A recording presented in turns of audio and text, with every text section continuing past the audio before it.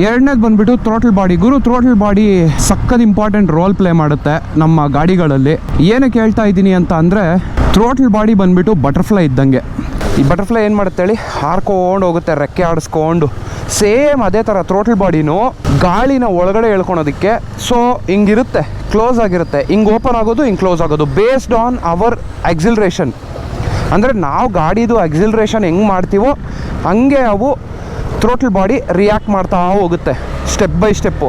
So ನಾವು ಅರ್ಧ ಮಾತ್ರ ರೈಸ್ ಮಾಡಿದ್ರೆ ಅರ್ಧ ಓಪನ್ ಆಗುತ್ತೆ throttle body, full acceleration rice ಮಾಡಿದ್ರೆ ಫುಲ್ ಓಪನ್ ಮಾಡುತ್ತೆ. ಸೊ ಇದು ನಿಮಗೆ ಎಲ್ಲಿ ಪ್ಲೇಸ್ ಆಗಿರುತ್ತೆ ಗಾಡಿಯಲ್ಲಿ ಅಂತ ಕೇಳೋದಾದರೆ, ನಮ್ಮ ಏರ್ ಫಿಲ್ಟರ್ ಕೆಳಗಡೆ ಇಮಿಡಿಯೇಟಾಗಿ ಏರ್ ಫಿಲ್ಟರ್ ಏನಿದೆ ಅದ್ರ ಕೆಳಗಡೆ ಪ್ಲೇಸ್ ಆಗುತ್ತೆ. ಏನಕ್ಕೆ ಅಂತ ಅಂದರೆ, ಏರು ಫಿಲ್ಟರ್ ಆಗಿ ಥ್ರೋಟಲ್ ಬಾಡಿ ಒಳಗಡೆ ಹೋಗಬೇಕು, ಆಮೇಲೆ ಇಂಜಿನ್ ಒಳಗಡೆ ಹೋಗಬೇಕು. ಯಾಕಂದರೆ ಇವಾಗ ಬೆಂಕಿ ಕುದಿಬೇಕು ಅಂತ ಇಟ್ಕೊಳ್ಳಿ, ಗಾಳಿ ಇರಲೇಬೇಕು. ಸೊ ಅದು ನಿಮಗೆ ಸಿಂಪಲ್ ಕಾನ್ಸೆಪ್ಟ್ ಗೊತ್ತು.